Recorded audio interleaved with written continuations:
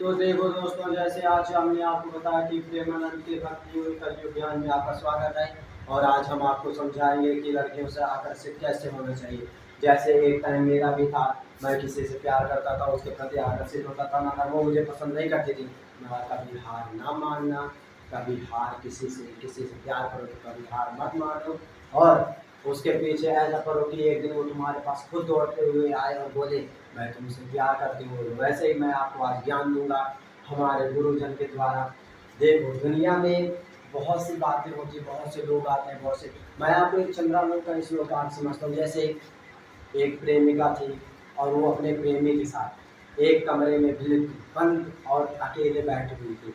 तभी वह प्रेमी अपने मन की इच्छा उगाते हुए अपनी प्रेमिका के पास जाता है और वो अपने सुंदर मुख को देख के भावित होता है अपनी प्रेमिका की तरफ। तो वो सोचता है कि मैं अपनी प्रेमिका को अपने प्रेम जाल में कैसे फंसाऊं। तो आज मैं उसी के प्रति आपको ज्ञान दूंगा कि कैसे फंसाया जाता है। जैसे आप कहीं रास्ते पे चल रहे हो और आपके आगे एक लड़की आ गई, आप उसको पसंद करते हैं और उसके प्रति आकर्षित हो जाते हैं। आकर्षित होते ही आपका मन रहता है कि हाँ, ये मेरे प्रेम जाल में फंसे। तो कुछ नहीं करना, आपको उसके पास जाना है और उससे प्यार से बोलना है कि आप उससे प्रेम करती हैं। अगर वो रिजेक्ट कर दे तो कोई बात नहीं मेरे दोस्त, तो किसी और के चक्कर में पड़ जाओ। वहाँ पर बहुत लड़कियाँ तुझे मिल जाएंगे और वहाँ पे मिलते हैं तो किसी और चक्कर में। वहाँ पर फूल जड़ियों की जरूरत ही कहाँ, जहाँ पर कमल होते हैं वहाँ पर भौरे जरूर नाचते हैं। तो कमल की चिंता मत कर, कमल तो 1000 है और भौरे लाख है। तो कोशिश करते रहे, तू हमेशा सफल होगा। और मैं क्या बोल रहा था कि हाँ, आज मैं आपको एक चंद्रालोक के श्लोक के अर्थ को पूरा समझाऊंगा। श्लोक नहीं बोलूँगा, हिंदी अर्थ आपको अच्छे से समझा दूंगा, आप समझो उसको। जैसे एक पुरुष होता है और उस पुरुष की इच्छा होती है कि हाँ, एक युग में मेरी भी गर्लफ्रेंड हो, मेरी भी इच्छा होती है उसकी।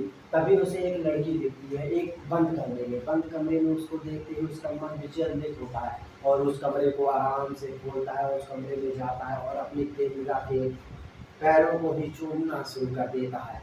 तभी प्रेमिका उठती है और अपने प्रेमी के साथ वो भी आनंदित हो जाती है और अपने पति के साथ वो प्रेमी के साथ वो जुट जाती है। तभी उसकी एक सहेली आती है और उसको देखती है। तो बाद में वो सहेली देख के उससे बोलती है कि तुम्हारा पति ऐसा है कि वो तुम्हारे पैरों को चूम रहा था। मगर प्रेमिका अपने प्रेमी की बात को छुपाने के लिए तभी वो बोलती है नहीं, वो तो मेरे पैरों में घुंघरू बांध रहा था। इसमें उपमा अलंकार का प्रयोग होता है क्योंकि इसमें प्रेमिका ने अपने पत्नी बॉयफ्रेंड को बचाने के लिए, अपने प्रेमी को बचाने के लिए उसने बात को छुपाया।